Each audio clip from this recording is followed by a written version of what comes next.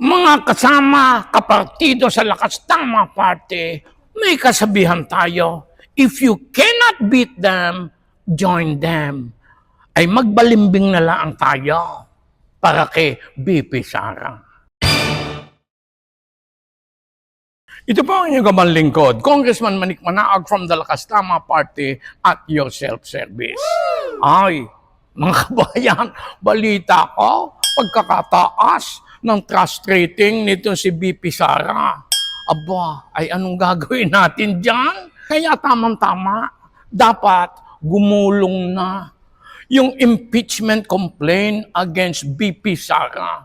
Dahil yan laang impeachment ang makakapigil diyang kay BP Sara na maging presidente sa 2028. Aba, sa dami na ipinukul sa kanya at sa lahat ng mga usap-usapan diyan, improve ang trust rating, tumaas pa. Wow. Kanya, iniisip ko tuloy, if you cannot beat her, ay di magbalimbing na lang tayo for 2028.